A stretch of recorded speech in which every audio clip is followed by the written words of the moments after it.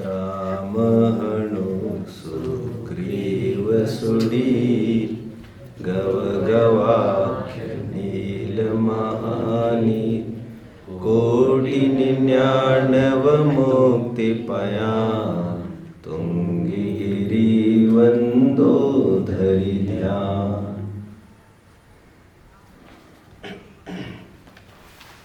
राम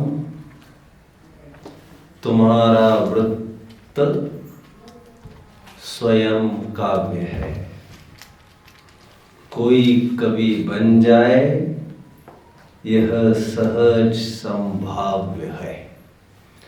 राष्ट्र कवि मैथिली शरण गुप्त ने बहुत सुंदर ये कोट कहा है जो मैंने कहा अभी। राम तुम्हारा वृत्त स्वयं एक काव्य है। राम पर जो भी कुछ बोला जाए, जो भी कुछ लिखा जाए, वो काव्य ही है। राम इतने अद्भुत व्यक्ति है, इतने उच्चतम गुणवत्ता के धारी है कि इनके ऊपर कुछ भी लिखा जाए वो काव्य का ही रूप होगा। और ऐरा गैरा आदमी भी आपके गुणानुवाद करके कोई कवि बन जाए यह सहज संभाव्य है। जिसने राम को नजदीक से देखा वो राम की भक्ति प्रशंसा गुणानुवाद किए बिना, गुनगुनाए बिना रहेगा नहीं। इसलिए जिसने राम के जीवन में झांका वो कवि बन गया। बहुत जन मुझे पूछते हैं स्पीकिंग एबिलिटी कैसे बढ़ाए, स्पीकिंग स्किल्स कैसे बढ़ाए, अच्छा स्पीकर कैसे हुआ जाता है। हमें बिल्कुल स्टेज डेयरिंग नहीं है, कैसे आ सकते हो स्टेज डेयरिंग। कई जन मुझे पूछते हैं। वे लोग ये मुझे समझते हैं कि मुझे अच्छी स्टेज डेयरिंग है।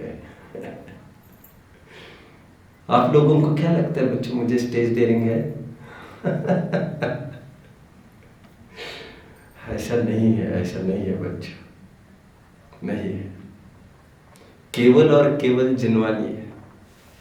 और मैं ये जानता हूं, मैं जो भी कहूंगा सत्य कहूंगा। जिनवानी कहने के लिए बैठा हूं, अपना नहीं। और वितरागी तत्व मेरे दिमाग में, इसलिए चूक कर सकता नहीं। प्रयोजन मेरे हाथ में है तो भटकने के अवसर नहीं है। पतवार मेरे हाथ में है तो दूर की और दुश्वार क्या। ऐसा है नहीं सचमुच। मैंने इसलिए कई दफे कहा है, इस गद्दी पर जब भी बैठता हूं मैं स्वयं को बहुत समृद्ध और ताकतवर अनुभव करता हूं। मुझे किसी का भी खौफ डर बिल्कुल नहीं रहता। आप 1000 विद्वान लाकर बिठाइए यहां पर, 1000, और मैं अप्रभावित ही बना रहूंगा। क्योंकि मैं ये सिद्ध करने के लिए नहीं बैठा हूं, मैं आप सबसे सवाया हूं। मुझे वस्तु स्वरूप कहना है, वस्तु स्वरूप। 6 द्रव्य हो, 6 द्रव्य को ही कहना है। और यदि मैं समझता हूं मैं 6 को 6 कहता हूं तो मुझे निर्भीक रूप से चिल्ला कर किसी के भी सामने कहना पड़े, मुझे डर नहीं होना चाहिए उस बात का। और लौकिक बात मुझे कुछ भी करनी हो तो मैं नहीं समझता हो आप लोग मेरे में उतनी डेयरिंग पाएंगे। ये मैं स्वयं एक्सपीरियंस करता हूँ एक्चुअली। एनीवे, लोग मुझे पूछते हैं अच्छा स्पीकर कैसे हुआ जाता है। इश्क को अपने दिल में जगह दे गालिब, इल्म से शायरी नहीं होती है। कुछ समझ रहे बच्चों? अर्थ समझ रहे? नहीं, अभी बताता हूँ। वे पूछते हैं स्पीकर कैसे बने, तो मैं ये कहता हूँ क्योंकि अक्सर जनों के दिमाग में ये है स्पीकिंग स्किल्स बढ़ाई जाए, डेवलपमेंट के कोर्सेस किए जाए, स्पीकिंग डेवलपमेंट के। और कई कोर्सेस ज्वाइन करते हैं और बार बार मंचों पर आना चाहते हैं। और उससे वे कहते स्टेज डेयरिंग बढ़ती रहती, स्टेज पर जाने की आदत होना चाहिए। ठीक है, मैं उसके बारे में कुछ नहीं कहना चाहता हूँ, लेकिन ये सत्य बात नहीं है बच्चों। आपको स्पीकर होना है तो आपको स्पीकिंग एबिलिटी नहीं बढ़ाना है, आपको स्पीकर होना है तो आपको थिंकिंग एबिलिटी बढ़ाना है, केवल इतना आपको करना है। कई दफे हमारी भी बातें होती रही है, मेरी मुक्ति दीदी की, मुक्ति की मम्मी की, क्योंकि हम तीनों इसी फील्ड में पढ़ने पढ़ाने के, और मैंने इस बात को सहस्त्रवार घर में ये कहा है, वो कैसे समझाएंगे अपन? देखो मैं हमेशा एक बात कहता रहा हूं, कैसे समझाएंगे इज नॉट द प्रॉब्लम, उसको समझ में आ रहा है प्रकरण हमें या नहीं, दैट इज द प्रॉब्लम। यदि हमें समझ में आ गया प्रकरण तो कैसे समझाएंगे, इसका विकल्प अभी मत करो। अब जिस समय में इस विचार से प्रेरित होगे कि मुझे ये बात रखनी है आज, और क्लियर कट विजन है, थॉट प्रोसेस आपका एकदम क्लीन है, तो अपने आप वो शब्द बाहर निकलते जाएंगे, और फिर सामने वाले अपने अपनी योग्यता और भवितव्यता लेके ही बैठे, कोई हम ठेकेदार थोड़ी है उनके करने के। तो जितना मैंने सोचा है हम थॉट प्रोसेस ठीक करें, कंसेप्ट को हम समझे, शब्द अपने आप बाहर निकल आते।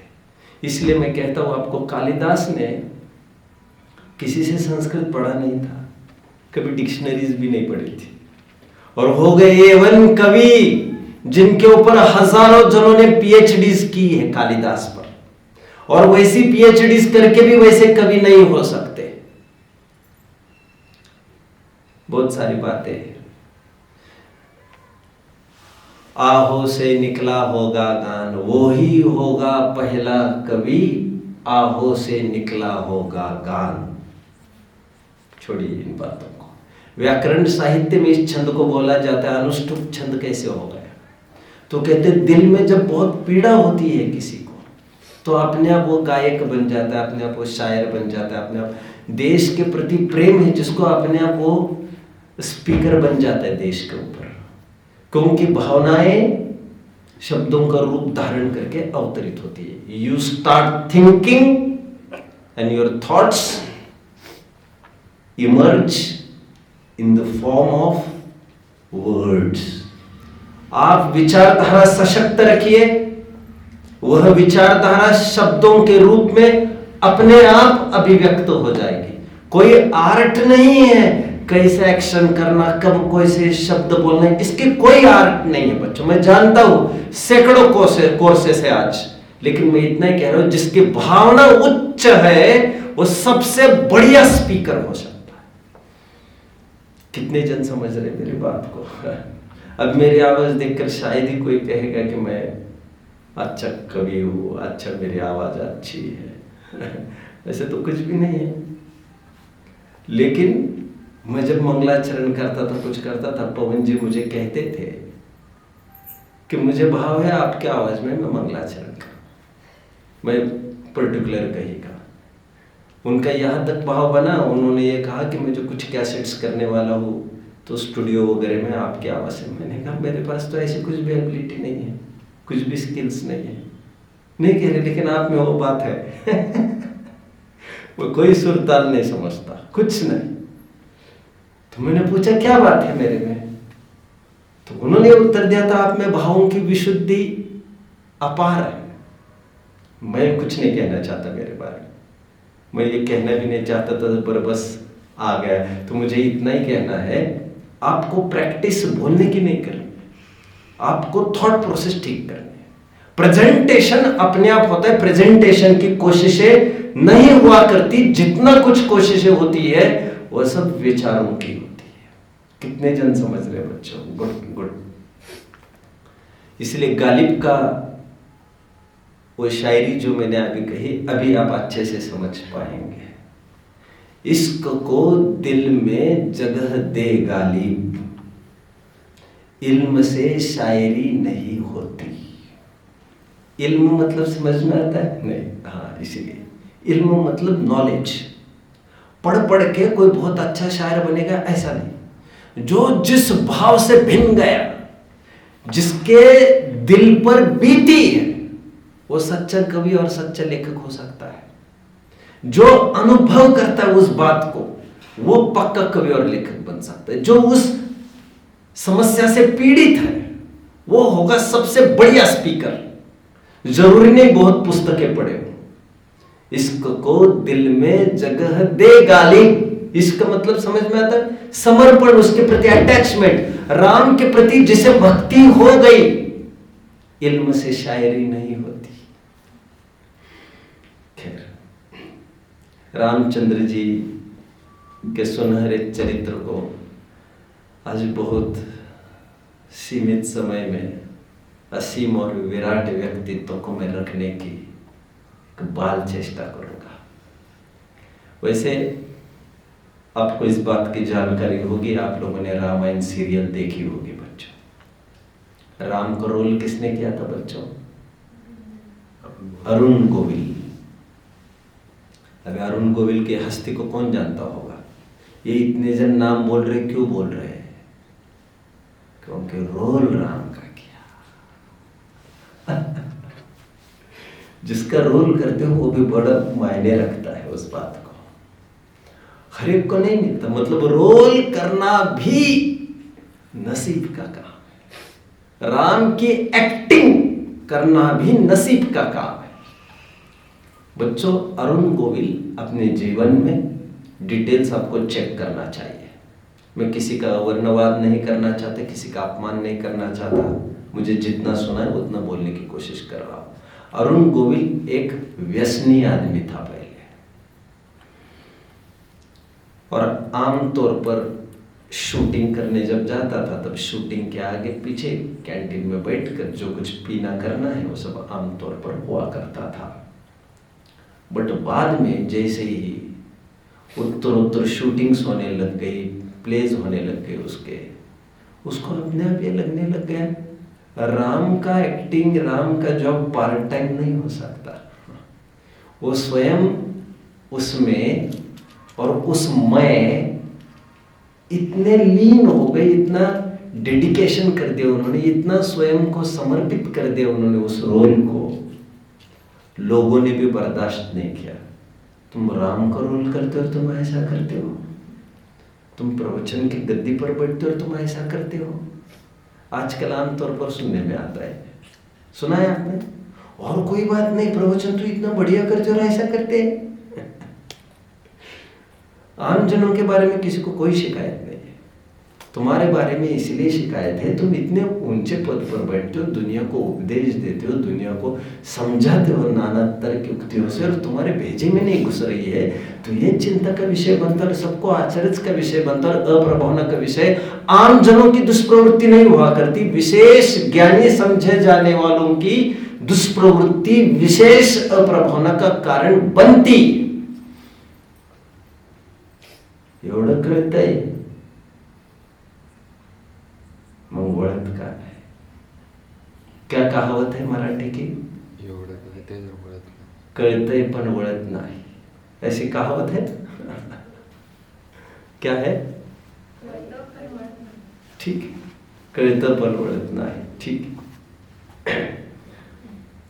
इतनी सब बातें समझते हो, इतने बोल लेते हो, तुम्हें भेजे में क्यों नहीं घुस रही है?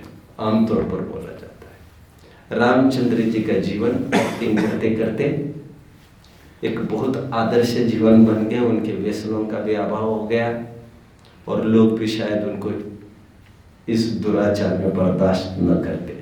रामायण का वो सीन भी आपको पता होना चाहिए, रावण स्वयं बहुरूपिणी विद्या लेके बैठा था बच्चों। रावण ने सीता को मनाने की अनेक चेष्टा की थी, साम से, दाम से, दंड से और भेद से। साम से मैनेज करने की कोशिश में उसे पट्टराने का प्रलोभन दिया था, और दंड और भेद के रूप में विमान में यहां तक बोला था कि तुम्हारे काट काट कर बोटियां बोटियां अलग कर दूंगा, तुम मुझे स्वीकार करो। ऐसा लोग कहते हैं। सभी प्रकार के हथकंडे अपनाने पर साम दाम दंड भेद, और जब उन्होंने देखा सीता बिल्कुल अप्रभावित रह रही है, तो अंत में मंदोदरी ने एक दिन ये कहा रावण को, क्यों जी ऐसा क्यों नहीं करते? आप राम का ही भेष बनाकर क्यों नहीं जाते? आइडिया कैसा है? आइडिया तो अच्छा है। राम का ही भेष बनाकर जाते क्यों नहीं आप? तो उन्होंने मंदोदरी से कहा, गया तो था राम का भेष बनाकर, लेकिन राम का भेष बनाकर जैसे ही सीता को डिगाना चाहा तो चाहत ही नहीं हुई डिगाने की। इसी इरादे से यहाँ से निकला, वहां जाते जाते विचार कहा काफूर हो गए, समस्त विकारों का अंत हो गया। मैं राम के एक्टिंग की बात कर रहा हूँ बच्चों, एक्टिंग की। तो ये दाव नहीं जमा कहते। स्वयं तुलसीदास के बारे में ऐसी किंवदंती प्रसिद्ध है, तुलसीदास जब रामायण लिखने लग गए थे बच्चों, तो दिन रात वे लिखते लिखते स्वयं को राम ही समझने लग गए। मैंने आपको कभी कहा है, शायद नमोकार पाठ में मैंने कहा होगा, तो लिखते लिखते उन्हें यह तकलीफ हुई, रोजाना भिक्षा मांगने जाते थे घर घर, तो उन्हें यह लगा मुझे आता देखकर लोगों को अटपटा नहीं लगता होगा मैं भिक्षा मांग रहा हूं। फिर उनको ये लगा बाद में, राम कहाँ ऐसी भिक्षा मांगते होंगे घर घर जा जाकर, मैं नहीं मांग सकता। बाद में उन्होंने भिक्षा भी मांगना बंद कर दिया। वे स्वयं को राममय अनुभवने लग गए। उन्हें लगा यदि मैं भिक्षा मांगूंगा तो अपमान और कलंक राम पर आएगा, मैं कुछ ऐसा काम नहीं करना चाहता। तुलसीदास के जीवन में भी हम देखते हैं, ब्रह्म गुलाल की कथा आप जानते हो बच्चों। ब्रह्म गुलाल ने सिंह का स्वांग बनाया था और एक्चुअली वो सिंह का स्वांग बनाकर उन्होंने राजकुमार को ही फाड़ दिया था। आपको पता है ये हुई है, ये घटना 400 साल पहले मध्य प्रदेश में हुई, ये सत्य घटना है। एक बहुरूपिया था, उसने राजा ने चैलेंज किया उसे सिंह का भेष बनाना। उसने कहा मुझे टाइम लगेगा इसके लिए। जब बहुत टाइम के बाद वो कोर्ट में आया शेर का रूप धारण करके, तब राजकुमार ने उन्हें उकसाया तो उसने राजकुमार को फाड़ दिया वहीं पर। कह रहे मैं उस समय में स्वयं को शेर देख रहा था और उसे कोई सजा नहीं मिली, क्योंकि उसे शेर का तो रोल करना ही था और राजा बंद गया था। तो राजा इतना दुखी हुआ, इतना दुखी हुआ, इतना शोक संतप्त हुआ। बाद में राजा ने उसे चैलेंज किया, तुम मुनि का भेष बनाकर दिखाओ। तो उन्होंने कहा इसके लिए मुझे टाइम लगेगा। 6 महीने की अवधि मांगी। फिर मुनि का भेष बनाने के बाद लोगों ने उस पर पथराव किया, फिर भी वो डिगे नहीं। राजा ने कहा इसमें है दम। फिर बाद में उसे इनामी दी गई। फिर उसे कहा तुम जीत गए, लौट आओ अपने अपने स्थान पर। वो लौट कर नहीं आए फिर से, क्योंकि सभी स्वांग अंगीकार करने के बाद छोड़े जा सकते हैं। नग्न दिगंबर का स्वांग छोड़ा नहीं जा सकता, ना अंदर का आनंद ये इजाजत देता है, ना चरणानियोग का विधि विधान।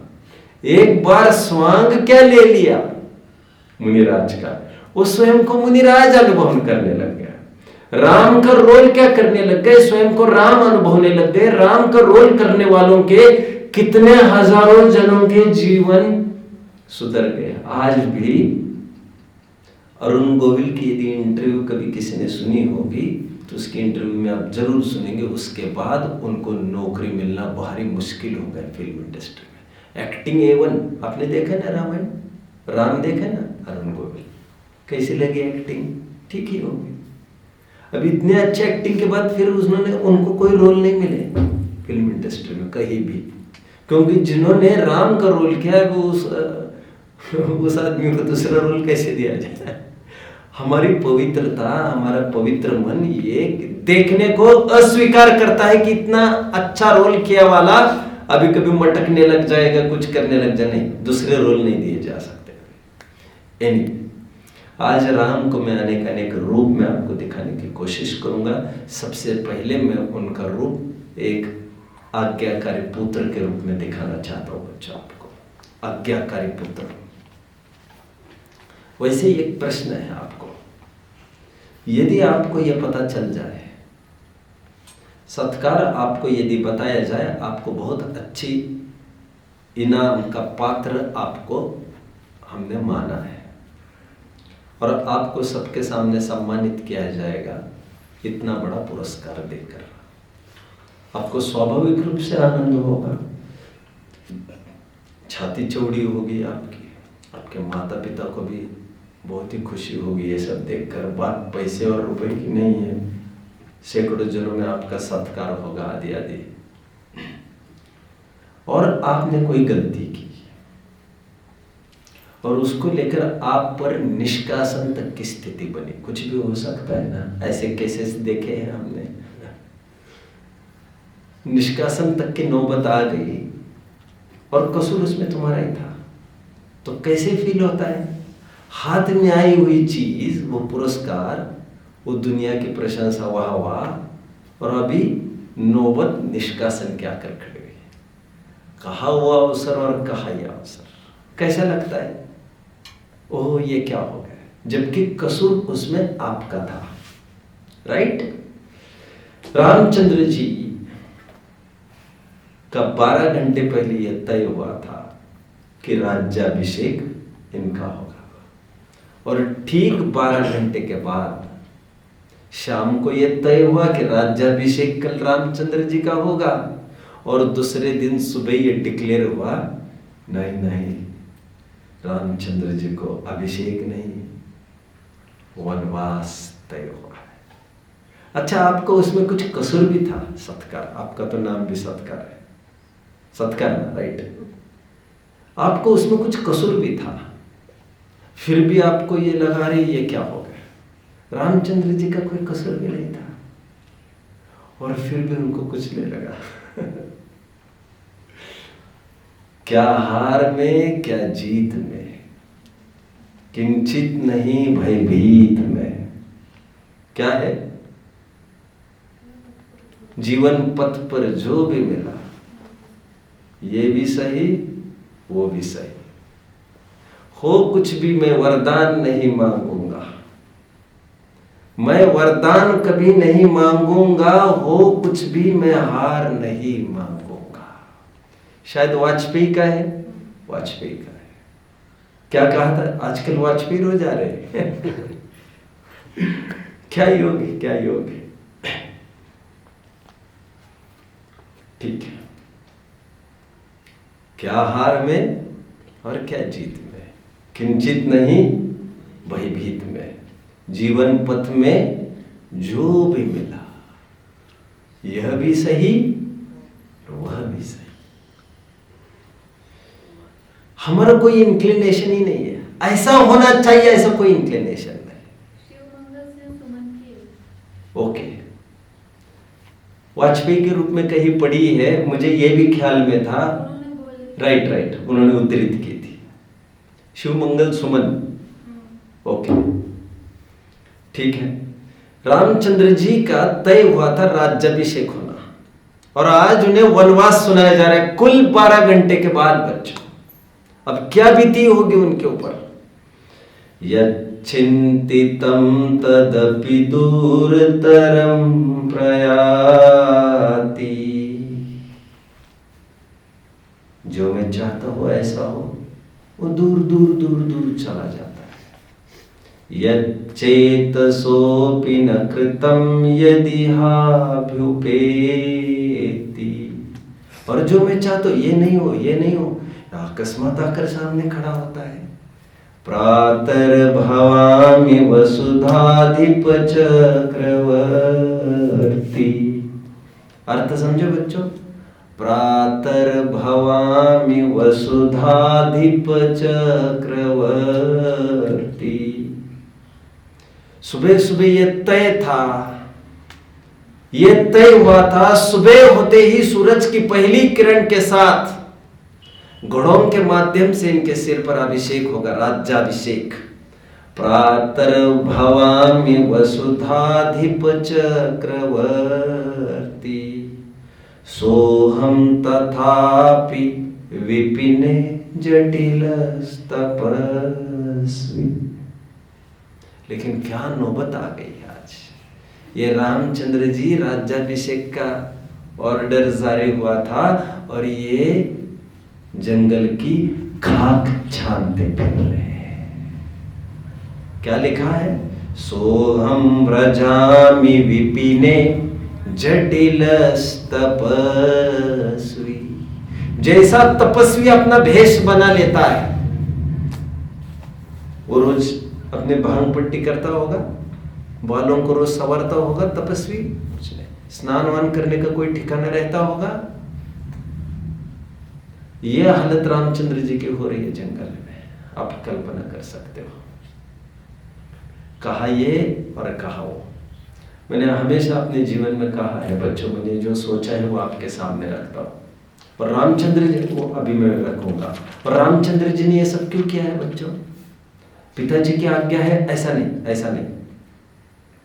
पिताजी के समाधि में इस समय में कोई बाधा नहीं आना चाहिए, और मेरे पिताजी ने प्रतिज्ञा की है।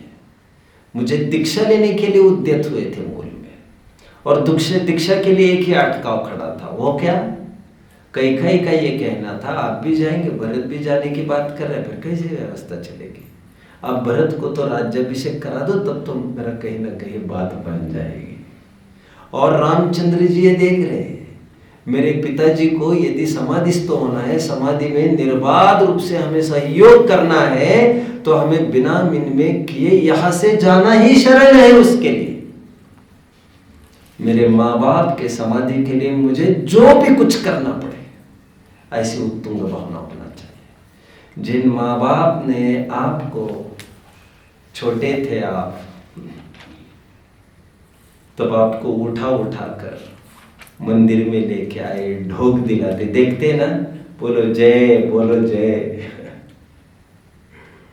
छोटे छोटे बच्चों के माँ बाप कैसे करते हैं, और जैसे माँ बाप छोटी अवस्था में लेके आते, ठीक उसी प्रकार मैंने कभी आपके सामने बोला था, ठीक उसी प्रकार जब दुर्बल हो जाए हमारे माँ बाप, उनको उठा उठाकर आप मंदिर ले आना। आपको अटपटा लग रहा है? मेरे पास फोटो मिलेगी तो दिखा दूंगा। मैंने आपको एक बार कहा है, उदयपुर के रचित नाम का एक बालक मंगलायतन में पढ़ता था। उन्होंने तीर्थ यात्राएं अपनी माँ को उठा उठाकर पूरी तीर्थ यात्राएं कराई। माँ की इच्छा है, मैं ये नहीं कह रहा उससे उनका बहुत निहाल हो जाएगा, वस्तु स्वरूप उन्हें पता होगा, सम्यक दर्शन होगा, मैं इस फजीते में नहीं उलझ रहा हूँ।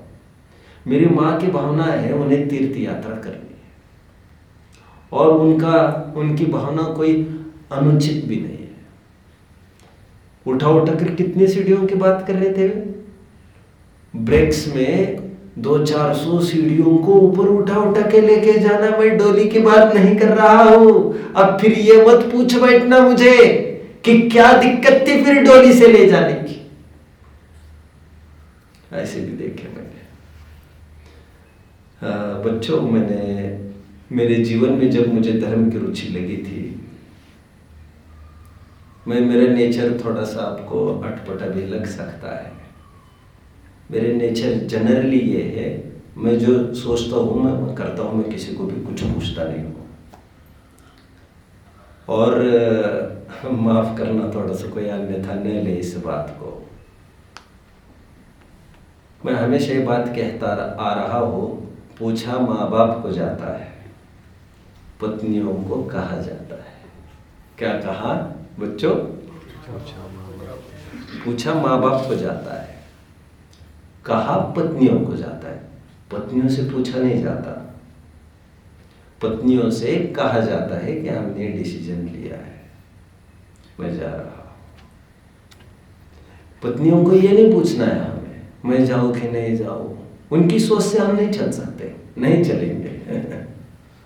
तुम्हारी मोहासक्त की भावना हमको संसार में रखड़ा नहीं पाएगी। नहीं, तुम्हें हमारे पीछे चलना हो तो चलना, नहीं तो नहीं।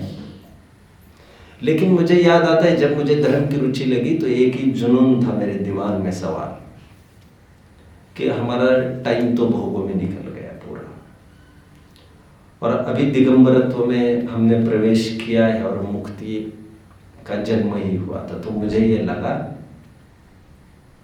कि मुक्ति को तो दिगंबरत्व में सांस लेना चाहिए पहले ही। मैं छटपटा उठा उसके संस्कार के लिए। मुझे लगा कोई दिगंबर के माहौल में हमें जाना चाहिए। पूरा जुनून मेरे माथे था, मुझे किसी की आवश्यकता नहीं थी।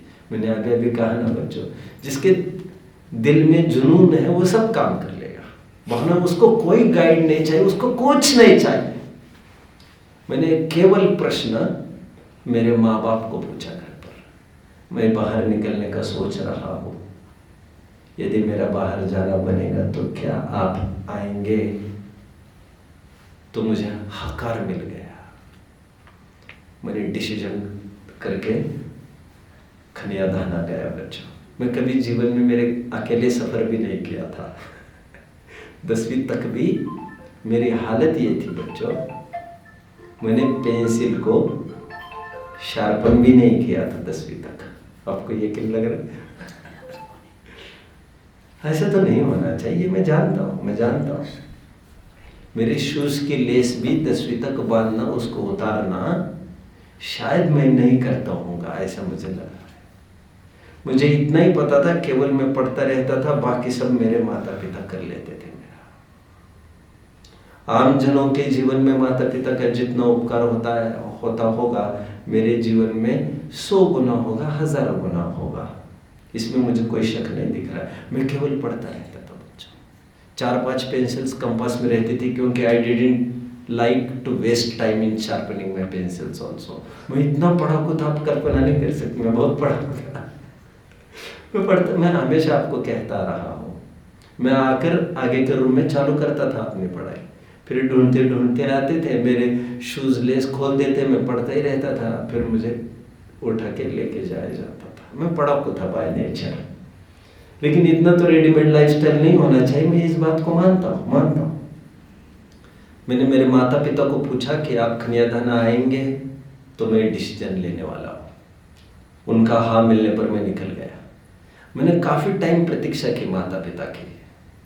मुझे इसकी परवाह नहीं थी मेरे साथ मेरी पत्नी रहेगी कि नहीं रहेगी। मैं ये परवाह कभी नहीं किया। आना हो तो आना, नहीं आना हो तो जो तुम्हें ठीक लगे वो करना। कड़काई इसमें, कड़काई। माता पिता को पूछता रहा, बहुत राह देखी, बात नहीं बनी। फिर एक दिन मंगलायतन से ऑफर आ गया। एक दिन क्या, बार आने लग गया। पवन जी कहते थे आप यही आओ, मैं आपको यही सेटल करता हूँ। मैं आप ये, मैंने कहा काहे के लिए हमारी जान जोखिम में डाल रहे, जो है ठीक है। तो फिर बहुत आग्रह होने के बाद मेरे माता पिता ने आग्रह किया, मंगलायतन को आपको ऑप्ट करना चाहिए। मैंने कहा मुझे कोई फर्क नहीं पड़ता, कहीं भी मैं रहूँ, मुझे कोई अट्रैक्शन नहीं किसी बात का, कुछ भी नहीं है। कह रहे अच्छे बच्चे, मुझे बच्चों में भी बहुत अच्छा मजा आया मुझे खनियाधाना में पढ़ाने में बच्चों। मैं ये नहीं मानता हूँ कि बच्चे धड़ाधड़ सब बोल के दिखाए तो सब अच्छा, मैं ऐसी बात नहीं है मेरी। बोले तो अच्छा, आगे प्रभावना कर पाएंगे, 2-4 जन को समझा पाएंगे। बट मैं ये जानता हूँ प्रभावना के लिए बोलना ही जरूरी नहीं है, हमारी activities enough, practice is better than precept. आप जान जाने की कीमत पर भी 5 पाप में प्रवृत्ति नहीं करोगे तो that will be my achievement. आप कुछ बोल पाओ नहीं बोल पाओ ये मूल मुद्दा नहीं है। आज विद्वान बोल बोल के कितनी प्रभावना कर पा रहे हैं, आई एम डाउटफुल। हर एक जन बोल के दिखाएगा ये कोई जरूरी भी नहीं है। फिर केवल हमारे माता पिता ने आग्रह किया मंगलायतन तुम्हें ऑप्ट करना चाहिए। मैंने एक ही बात रखी मेरे माता पिता को, क्या आप आने को तैयार है तो मैं इसे ऑप्ट कर सकता हूँ। तो माता पिता ने कहा हाँ हम आ जाएंगे, सेटल हो जाएंगे वहाँ। मैंने कहा फिर ठीक है।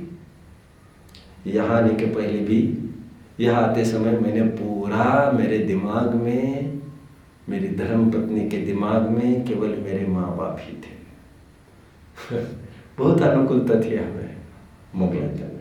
यहाँ कुछ कम है ये नहीं कह रहा हूँ, वहाँ पर भी राजे के ही ठाट का रहता था मैं। सो तो खनियाधाना में भी इसी ठाट में रहता था। केवल पढ़ता हूँ और पढ़ाता हूँ। मेरा पुण्य ही इतना, मैं क्या कर सकता हूँ इसके लिए? मैं किसको शिकायत करूं? जो है सो है, मैं भी सहज हूं। अच्छे विद्वान बच्चों, अच्छे विद्वान मेरी सेवा में खड़े रहे, जिनकी ख्याति आज समाज में इतनी है, उनके पैर धोकर भी पीने वाले हजारों है, वो मेरी सेवा में रात दिन खड़े रहे।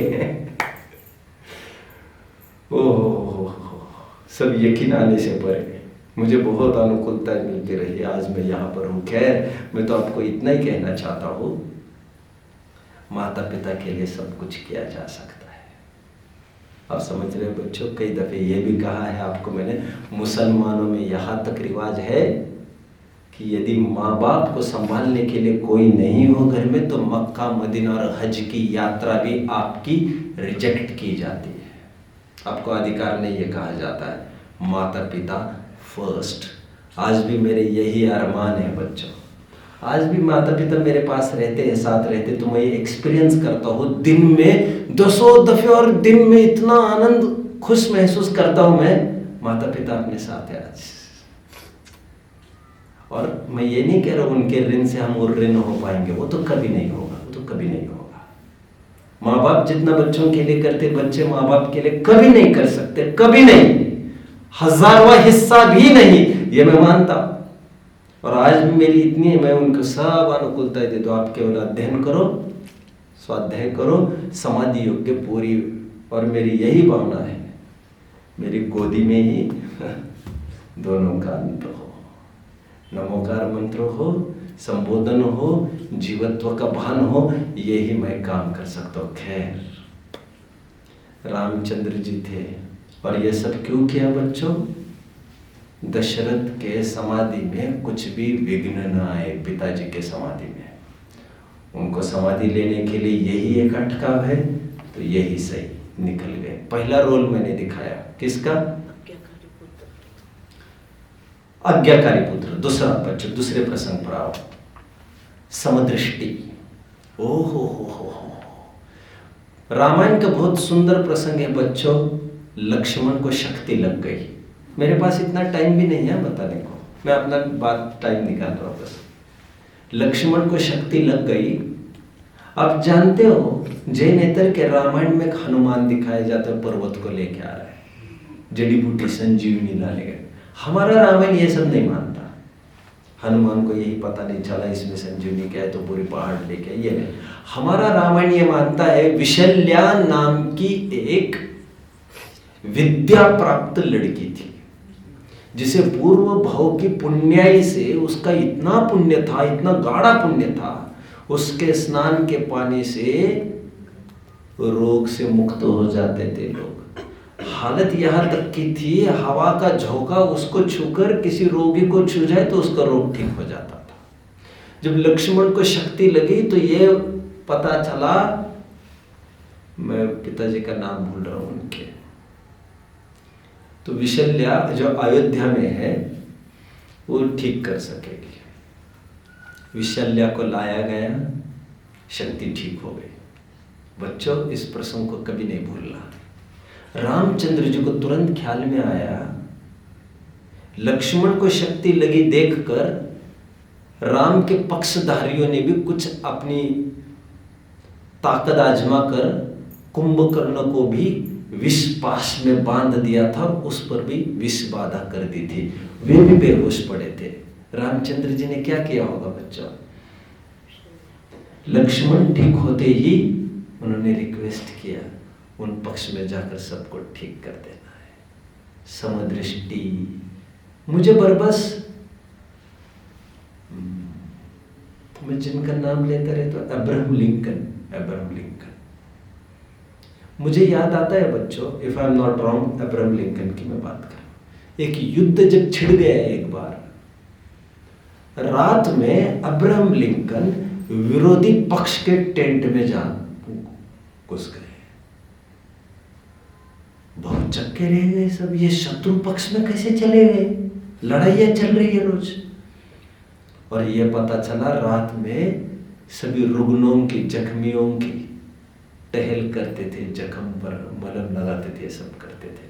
कहते ये सब मेरी मजबूरी है, मुझे ये सब नहीं करना है, रक्तपात मेरा उद्देश्य नहीं है। ये बेचारे रगड़े जा रहे हैं, इनसे मेरी शत्रुता है ही नहीं। मैंने बहुत टाइम हो गया इसे पढ़कर, देख लेना चाहिए आपको। समदृष्टि, शत्रुओं से भी प्रेम करने की एक आगाध ताकत। नहीं तो ये समझे अभी उनके निपट रहे, निपटने दो, नहीं तो उनकी ताकत भारी हो जाएगी तो मुश्किल पड़ जाएगा। ऐसा नहीं, उनका भी ठीक हो जाएगा। सेकंड, थर्ड रोल में आपको दिखाता हूं बच्चों, अजात शत्रु। अजात शत्रु का तात्पर्य जिसका कोई शत्रु पैदा नहीं हुआ, जिनके मन में किसी के भी प्रति शत्रुता नहीं थी। आपको अधिक क्या कहे, जब रावण ने भी सीता को ले गए, हमारे पुराण ये कहते हैं उन्हें कितना उकसाया सुग्रीव ने, लक्ष्मण जैसे भाई ने कितना उकसाया। अब थोड़ा इशारा करो, अटैक चालू करेंगे, बमबारी करेंगे।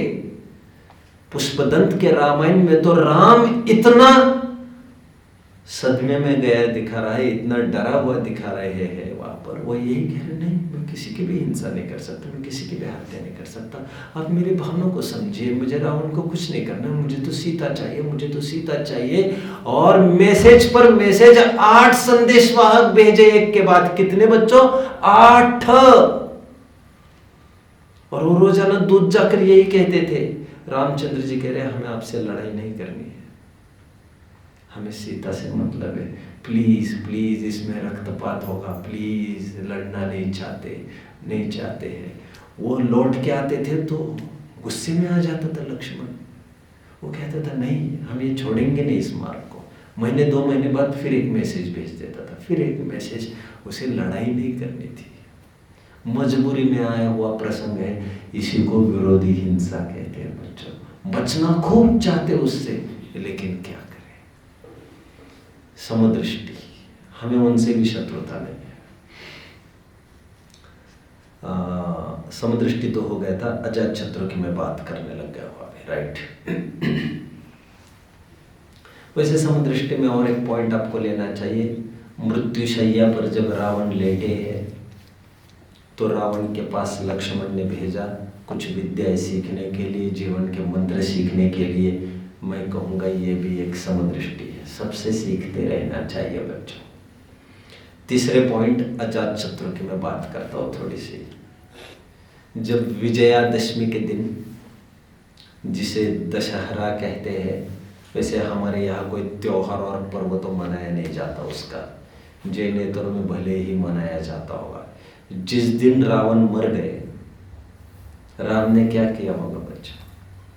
रावण मरने के बाद कितना मातम फैला होगा उनके पक्ष में, आप कल्पना कर सकते हो। और राम को 1 मिनट की भी फुर्सत नहीं थी। जैसे रावण मरा,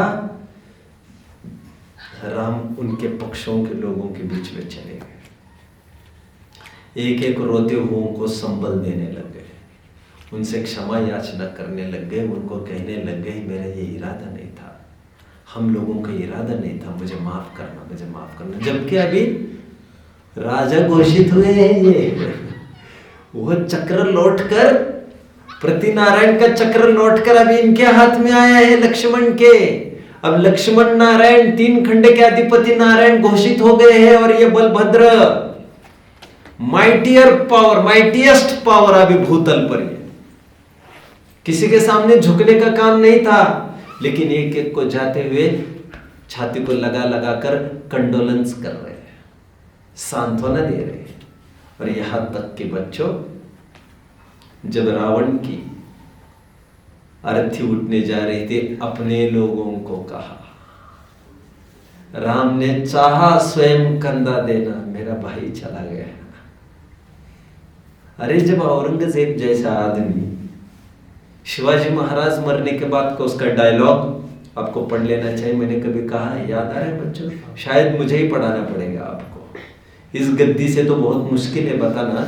लेकिन शिवाजी महाराज के बारे में औरंगजेब के क्या उद्गार रहे जब शिवाजी महाराज ne दम तोड़ा, ये आपको जरूर सुन लेना चाहिए। उसकी एक लाइन में पढ़ के दिखा देता हूँ आपको, मैं पढ़ के तो क्या बोल, याद करके, अभी तक मेरे दिमाग में आ रही थी। हाँ, राइट। मैं सिंपल भाषा में बोलता हूँ, या अल्लाह आपके घर दरवाजे खुले रखना आपके जन्नत के। एक नूर आ रहा है, एक महान व्यक्ति आ रहा है, जो सील का पक्का था, ये कभी व्यसन नहीं किए इसने, और इसलिए मराठा ये लोग कभी हार नहीं सकते। राजा असावा शिवाजी सारखा, राजा चाहिए शिवाजी जैसा, राजा हो तो शिवा जैसा, ये उसके अंतिम वचन थे। उस बहुत बड़ा डायलॉग है, अंतिम वचन, शिवा हो तो राजा जैसा, शिवा जैसा। खैर, जब औरंगजेब ने शिवाजी के बारे में ऐसा कहा है, तो ये तो ऐसे ही राम थे। तो राम अर्थी उठाने को लगे तो बाकी के उनके साथियों ने कहा हम संभाल लेंगे। तो अर्थी भी राम के साथियों ने दी थी। रामचंद्र जी पूरे शव यात्रा में शामिल होने का उल्लेख पद्म पुराण में है। और साथ में रामचंद्र जी पूरी शव यात्रा में रावण के पूरे यही सोच रहे हैं, एक नारी ने इसका जीवन तबाह कर दिया, पर नारी ने घात कर दिया, पर नारी के प्रति की दृष्टि ने इसका नाश कर दिया, सर्वविनाश कर दिया। काश दृष्टि यथार्थ समय पर ठीक होती। ये अजात शत्रु के रूप में। लास्ट, कुशल राजनीतिज्ञ। अब इसमें राजनीतिज्ञ इतने कुशल है ये कि जैसे ही ये तय हुआ कि भरत को राज्याभिषेक होना है, एक जबरदस्त डिसीजन उनका हुआ कि वहां पर नहीं रहना क्योंकि प्रजा के सामने दुविधा खड़ी नहीं होना चाहिए और हमारा लक्ष्य उद्देश्य प्रजा का हित है। हमारा सिंहासन पर बैठना हमारा जरूरी नहीं है, भरत कोई कम नहीं है, प्रजा का हित होना बहुत जरूरी है। हम ही दोनों लड़ते रहेंगे या तो दुनिया के सामने यह अवसर खड़ा करेंगे तो भारी मुश्किल हो जाएगी। राजनीतिज्ञता इसी में झलकती है। जैसे ही भरत जी को होना है, ये कैकेयी के भाव ख्याल में आया, उन्होंने स्वयं वनवास का सोच लिया। अच्छा, अभी मैं ये सोच रहा था बच्चों, जब ढोक दे रहा था नीचे, में ये सोचने लग गया, थोड़ा रुक गया मैं, आखिर सीता को ले जाने का क्या पर्पस रहा होगा। तो मुझे ये लग रहा है यदि सीता पीछे रह लेते, रामचंद्र जी अकेले चले जाते, तो रामचंद्र जी को जरूर लगा होगा, सीता को भी जरूर लगा होगा, हमारी डोमिनेंसी बनी रह सकती है। अयोध्या में यदि सीता बनी रहती, रामचंद्र जी भले ही चले गए, लेकिन बड़े जेठ की जेठानी रामचंद्र जी की वाइफ है ये, तो घर में तो सम्मान पूरा उन्हीं को मिलता और ये थोड़ी मुश्किल खड़ी कर देता। भरत के एक क्षत्रिय राज्य में ये थोड़ी मुश्किल खड़ी कर देता। तो सीता ने सोचा हर प्रकार से वर्चस्व इनका चाहिए, इसके लिए बड़े भाई और बड़े भाभी यहां पर न रहे, वही ठीक है। कुशल राजनीतिज्ञ भरत चाहते तो सुग्रीव को कब का मारकर किष्किंधापुर का सिंहासन हथिया लेते, लेकिन इन्होंने ऐसा नहीं किया। तुम ही राज करो उस पर। उनकी दृष्टि अपनी टीम बढ़ाने में थी, एक से अनेक करने की थी, लोगों को जोड़ते जाओ। चले थे अकेले जाने बे मंजिल, मगर लोग जुड़ते गए, कारवां बढ़ता गया। तो उनको टीम, लोगों को जीतना था। यहां तक कि जब लंका को जीता बच्चों, तो लंका को जीतने के बाद भी वो राज्य किसे दिया? विभीषण को संभालने दे दिया। पुराण में यहां तक आता है, सोने की लंका कहते हैं, सोने में से 1 ग्राम सोना भी नहीं उठाया उन्होंने। मुझे केवल सीता से मतलब था, मुझे मेरी सीता मिल गई है, काम पूरा। अभी इंपॉर्टेंट पार्ट बच्चों, राजनीतिज्ञ बने का, कुशल राजनीतिज्ञ बने का इंपॉर्टेंट पॉइंट। जब लौट कर आए अयोध्या में और हर जगह कानाफूसी चालू हो गई इस बात को लेकर कि सीता के गर्भ में कौन पल रहा है।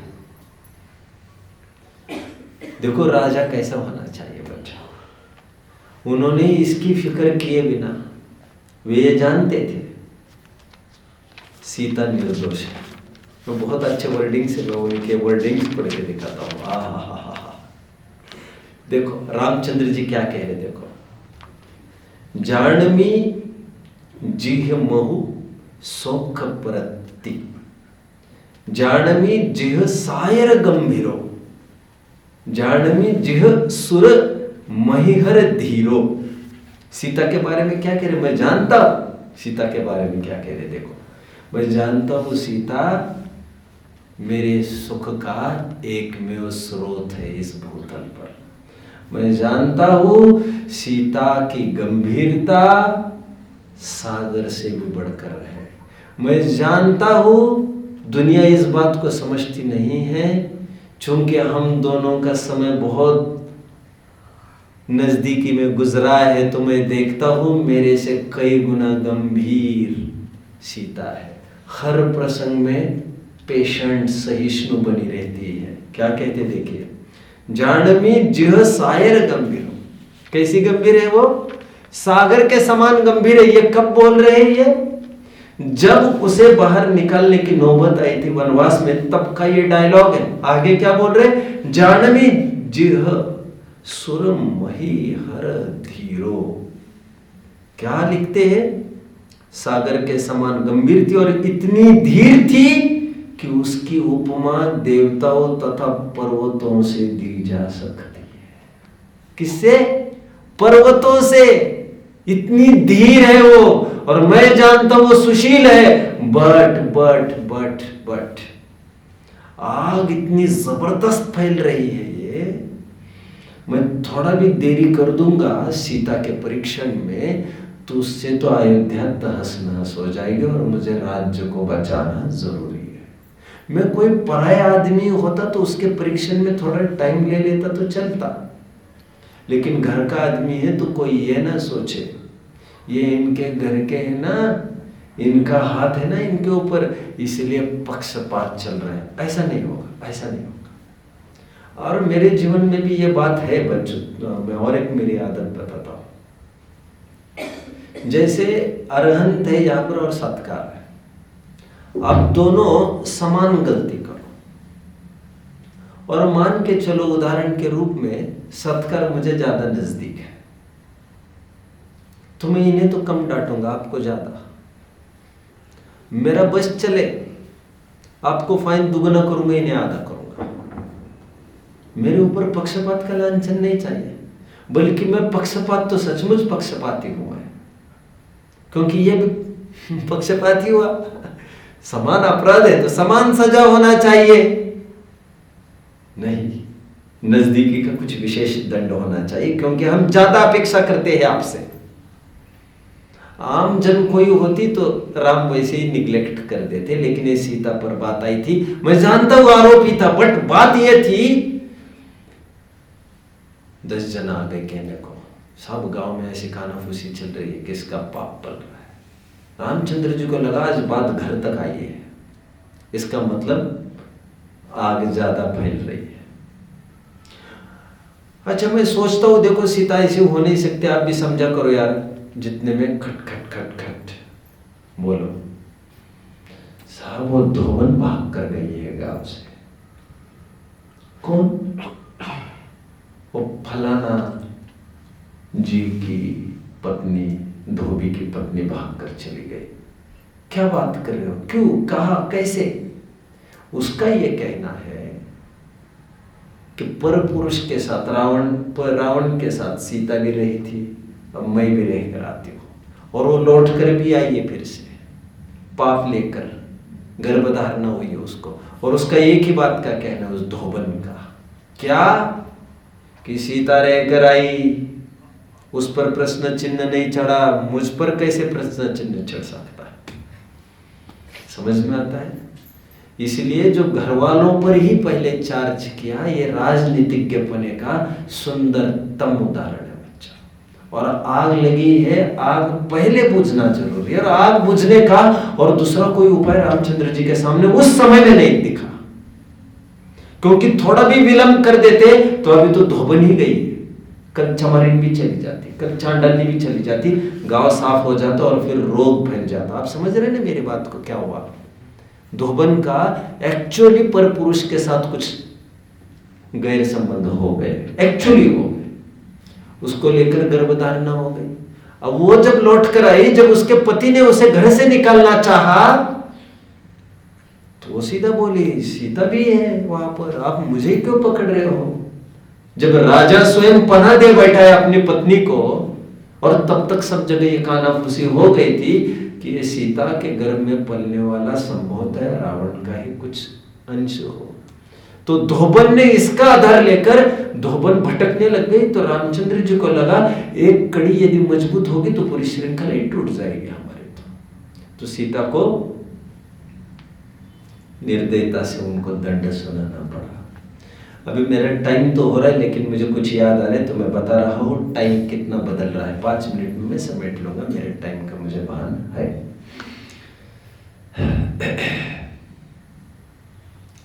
बच्चों, एक जमाना था पहले,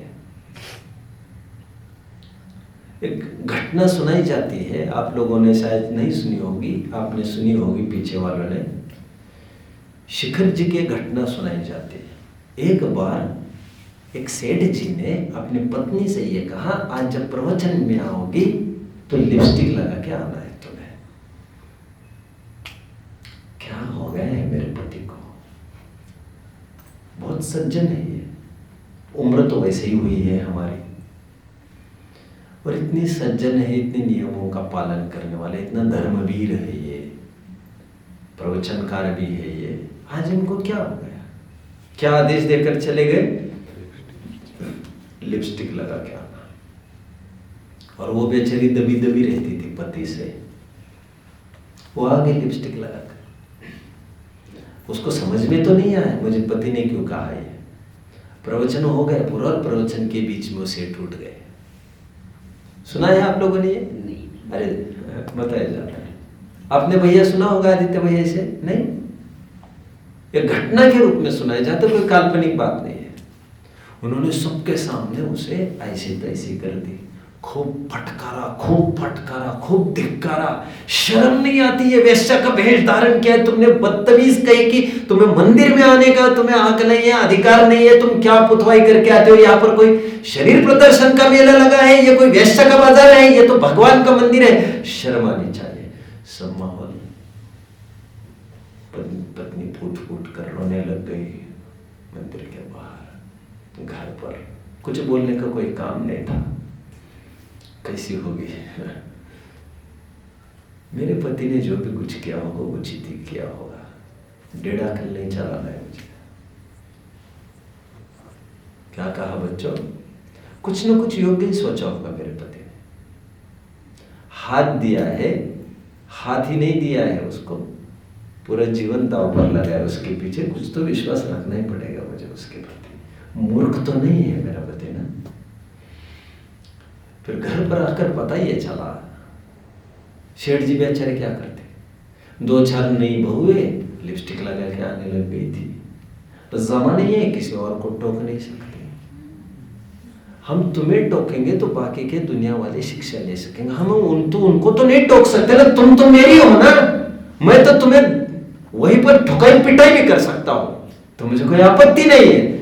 लेकिन बोले सुने लगे। बट माहौल कितना बदल गया है।